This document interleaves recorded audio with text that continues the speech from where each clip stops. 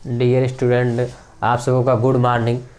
मेरी तरफ से 2023 बोर्ड एग्जाम में जो इंटर के छात्र बैठ रहे हैं वह ऐसे कैसे लिखना है क्वेश्चन को, उसे अच्छी तरह से बस लिख देते हैं, लिखना आ रहा है उससे, उसी हिसाब से उनको नंबर मिलता है। देखिए उसे लिखना कैसे होता है, इस टाइप से आपको चित्र बनाना होता है, उसके बाद उसे अच्छी तरह से चित्र के माध्यम से आपको दर्शाना होता है। जैसे कि हम आपको यहाँ पे बता रहे हैं कि वैद्युत क्षेत्र था वैद्युत बल रेखाएं क्या हैं, वैद्युत क्षेत्र क्यों उत्पन्न होता है, वैद्युत बल रेखाएं क्या है।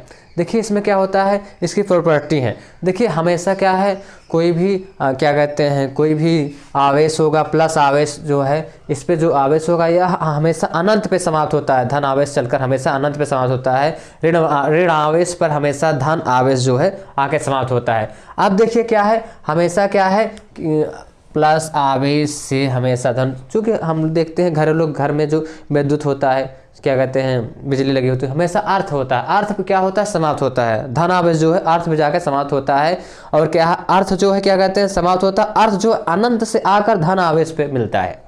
तो इसलिए क्या है, हमेशा प्लस आवेश चलकर अनंत पर समाप्त होता है। ठीक है, ऐसा यहाँ पे एक आवेश है जो प्लस आवेश का, और क्या है, एक दूसरा भी प्लस आवेश का, वो दोनों प्रतिकर्षण होगा हमेशा कहाँ पे समाप्त होंगे, प्लस पे। अब देखिए प्लस आवेश पे, और अगर ऋण आवेश है इस तरह से यहाँ पे, और क्या कहते हैं ऋण आवेश है तो वो आके कहाँ पे समाप्त होता है, ऋण आवेश पे। तो हमेशा क्या है, अनंत से आकर क्या कहते हैं आवेश माइनस पे समाप्त होता है, और धन आवेश से चलकर ऋण आवेश समाप्त होता है। और देखिए इसमें एक और क्या प्रॉपर्टी है कि हमेशा प्लस प्लस एक दूसरे को प्रतिकर्षण करते हैं, और प्लस माइनस एक दूसरे को आकर्षण करते हैं। देखिए क्या है, हमेशा प्लस और माइनस क्या है, एक दूसरे को क्या कर रहा है, हमेशा इसका गुण होता है कि एक डोरी लचकदार जिस तरह से खींची हुई थी, उसी तरह एक प्लस आवेश एक माइनस आवेश को खींचता है। इसलिए इन दोनों में क्या हो जाता है, आकर्षण होता है। अब देखिए बच्चों क्या है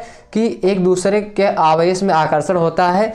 ठीक है, अब देखिए और एक क्या चीज़ है, इसमें क्या है, न्यूट्रल हो जाता है। यदि प्लस प्लस है तो दोनों आवेश एक दूसरे से दूर हटते हैं, तो वहाँ पे एक उदासीन क्षेत्र उत्पन्न हो जाता है, उसे हम उदासीन, इसे यहाँ से बोलते हैं क्या, न्यूट्रल, उदासीन क्षेत्र।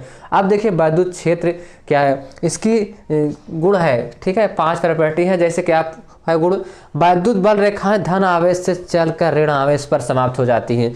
और अगला वाला क्या है, बल रेखा किसी बिंदु पर खींची गई स्पर्श रेखा, मतलब अगर एक बल रेखा है तो दूसरी बल रेखा को नहीं काटेगी, क्योंकि वहां पे 2 रेखाएं प्राप्त होगी। जो ऐसा 2 दिशा संभव है, एक ही दिशा हमेशा होती है, एक ही रेखा पर 2 दिशा संभव, इसलिए क्या होगा कि बल रेखा किसी बिंदु पर खींची गई स्पर्श रेखा उस बिंदु पर धन आवेश लगने वाले बल को दिशा को प्रदर्शित करती है।